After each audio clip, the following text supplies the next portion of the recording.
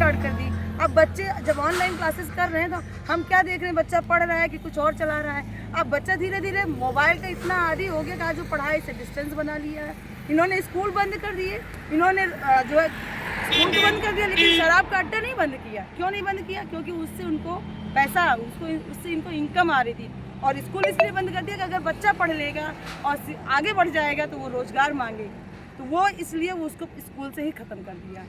जो अभी हाल ही में एक मामला हुआ था, जो कि अवधेश प्रसाद के करीबी बताए जाते हैं, मुबीन अहमद, जो रेप कांड में फंसे हुए हैं, बीजेपी उस मुद्दे को बहुत उछाल रही है, उससे क्या फ़र्क पड़ेगा मिल्कीपुर की राजनीति में?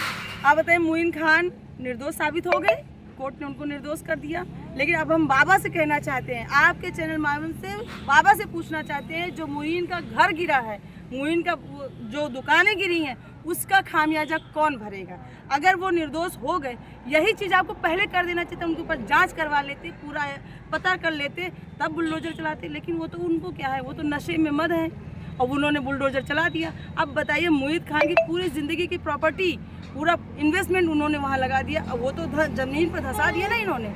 तो ये केवल बुलडोजर चलाने का, दहशत फैलाने का काम करते हैं। ये सरकार और कुछ कर नहीं रही है। मिल्कीपुर की महिलाओं के बीच में आप जाते हैं, किन मुद्दों पर बात करते हैं? मिल्कीपुर की महिलाओं के बीच में विकास की बात होती है, रोजगार की बात की जा रही है, महंगाई की बात की जा रही है, सुरक्षा की बात की जा रही है, और जो खेतों में किसान फसलें खाई जा रही, साड़ खा रहा, इन मुद्दों पर बात हो रही है।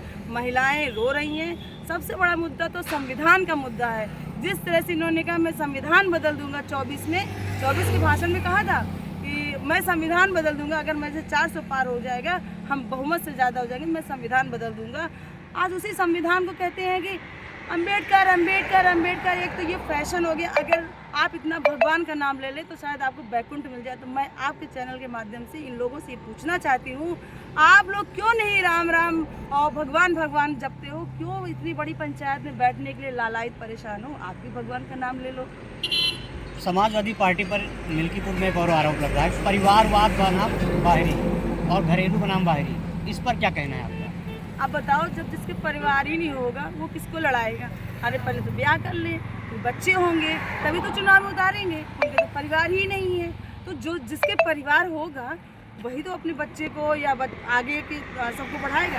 तो यहाँ परिवारवाद नहीं, वो उनकी छटपटाहट है, काश मेरे बच्चे ही होते तो मैं भी चुनाव में उतार देता। सपा के ही बागी नेता हैं सूरज चौधरी, जो कि समाजवादी पार्टी से बगावत कर चंद्रशेखर आज़ाद की पार्टी से चुनाव लड़ रहे हैं।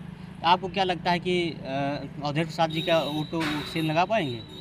देखिए, सूरज चौधरी जी का अपना विचार है, उनकी अपने सिद्धांत होंगे, तो वो अपना उसमें गए, लड़ रहे हैं, उससे कोई ज़्यादा इफेक्ट पड़ेगा नहीं। ठीक है, वो जो भी हो, लेकिन उससे समाजवादी पार्टी के किसी वोटरों पर कोई असर नहीं पड़ेगा। हम बहुत अच्छे मतों से जीतेंगे, ये आपको मैं विश्वास दिलाती हूँ। योगी बनाम अखिलेश, मिल्कीपुर में कौन रहेगा? अखिलेश। क्यों? क्योंकि अखिलेश ने हमेशा विकास की बात कही है, अखिलेश ने हमेशा नौजवानों की रोजगार की बात कही है, हमेशा उन्होंने महिलाओं की बात करी है। लेकिन इन्होंने क्या किया? इन्होंने विकास के नाम पर लोगों की ज़मीनों को छीना है। इन्होंने विकास के नाम पर लोगों को बेघर कर दिया। जब अयोध्या का चौड़ीकरण के नाम पर घर छीने जा रहे थे, मंदिर के नाम पर घर, जो सड़कों का चौड़ीकरण में घर बुलडोजर चल रहे थे, एक एक बुजुर्ग रो रहे थे। वो बुजुर्ग महिलाएं लैट्रिन जाने के लिए उनको दिक्कत हो रही थी। क्या बाबा को इतना नहीं समझ में आ रहा है? अगर मैं घर गिरा रहा हूँ, अरे पहले उनको बसा देते कहीं, फिर घर गिराते। लेकिन उन्होंने बसाया नहीं, पहले घर गिराने का काम किया। तो वो लोग जो खून के आंसू रोए हैं, वो इनको वोट करेगा? मैं तो समझती हूँ नहीं करेगा। मिल्कीपुर की जनता से आपकी क्या अपील? मैं आपके चैनल के माध्यम से मिल्कीपुर की जनता से यही अपील करूँगी कि भाइयों और बहनों, माताओं, बुजुर्गों, आप लोग बहुत ही सावधानी से आप लोग अपने मत का प्रयोग करिए, क्योंकि यही एक ऐसा शस्त्र है जिससे मैं इस सरकार से लड़ सकते हैं। अन्यथा आपके पास कोई ऐसी ताकत नहीं है इस सरकार से लड़ने का। तो अपने मत का प्रयोग साइकिल पर करके इस सरकार को मुंहतोड़ जवाब देने का काम करिए। जिस तरह से वो आपका खून पीने का काम कर रही है, उसी तरह से इसको हटाने का काम भी आपकी जिम्मेदारी है।